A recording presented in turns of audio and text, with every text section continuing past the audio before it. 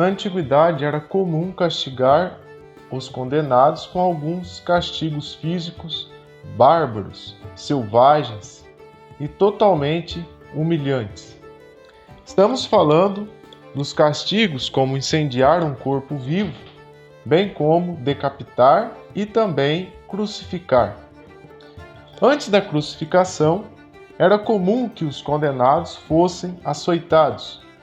Segundo alguns historiadores, o castigo da crucificação era aplicado a todos aqueles que fossem considerados traidores ou que cometessem crimes de homicídio ou crimes considerados cruéis dentro dessas sociedades.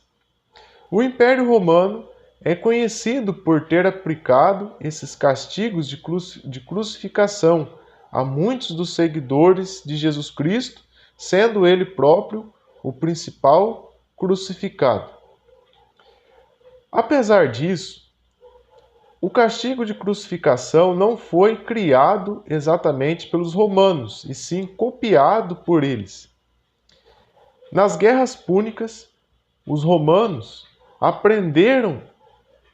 utilizaram esse castigo da crucificação contra os habitantes de Cartago, um reino situado no norte da África, que foi derrotado pelos romanos nas guerras púnicas.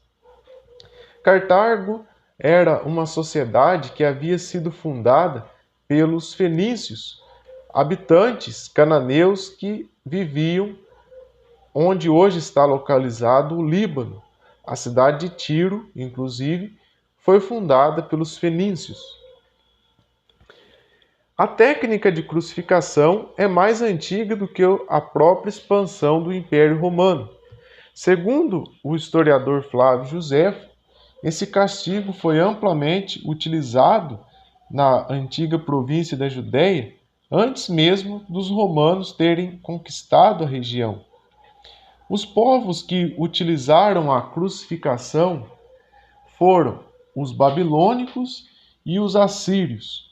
O Império Assírio foi um grande e poderoso império que se estendia nas regiões onde estão compreendidas hoje os países do Líbano, norte do Iraque, Síria, leste da Turquia e também partes a sudoeste e oeste do Irã. Também o Império Assírio também ocupou partes onde hoje está Jerusalém e o moderno Estado de Israel. Algumas fontes, dentre elas livros bíblicos, dão conta das crueldades cometidas pelos assírios. Dentre esses livros está o livro de Tobit, um livro que aparece nas edições católicas da Bíblia.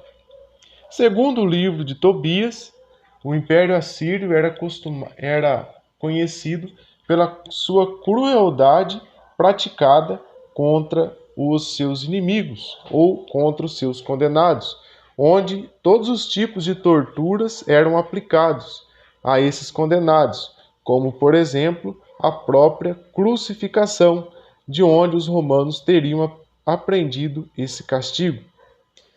Livros apócrifos que não entraram no cânon bíblico dão conta que Pôncio Pilatos, uma espécie de juiz dentro da Judéia, juntamente com a sua esposa, ficou traumatizado após ter condenado Jesus, ou permitido que ele fosse condenado. Isso porque Jesus não havia cometido nenhum pecado e nenhum crime, mas mesmo assim pagou um alto preço de cruz, que hoje é lembrado por todos os cristãos como uma entrega em amor que serviu para salvar toda a humanidade. Carta de Pôncio Pilatos, dirigida ao imperador romano. Pôncio Pilatos saúda o imperador Tibério César. Jesus Cristo, que te apresentei explicitamente nos meus últimos relatórios, foi, finalmente, entregue a um duro suplício, a pedido do povo, cujas instigações segui por medo e contra minha vontade.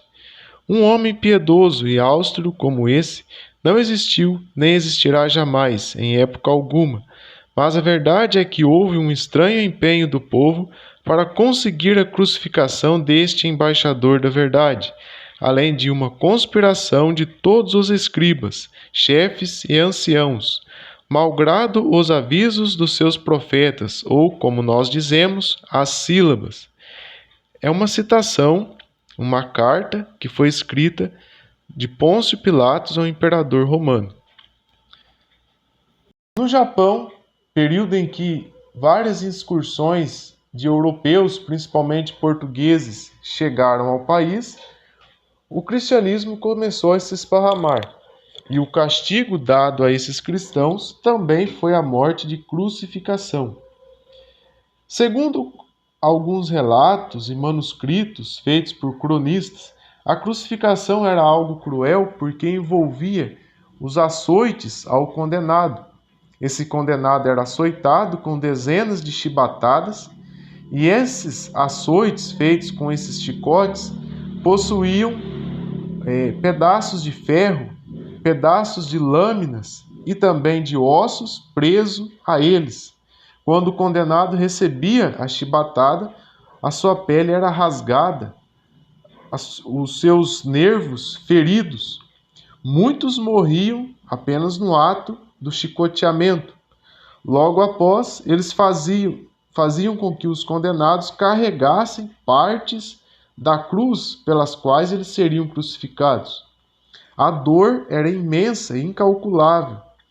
E quando o condenado era pregado numa cruz ou amarrado, muitas das vezes, naquela dor imensa, ele tinha que projetar o seu corpo já rasgado e triturado, sustentá-lo com as pernas para que conseguisse respirar, pois a posição estendida dos braços impedia até mesmo o funcionamento do diafragma, impedindo a pessoa de ter a sua respiração.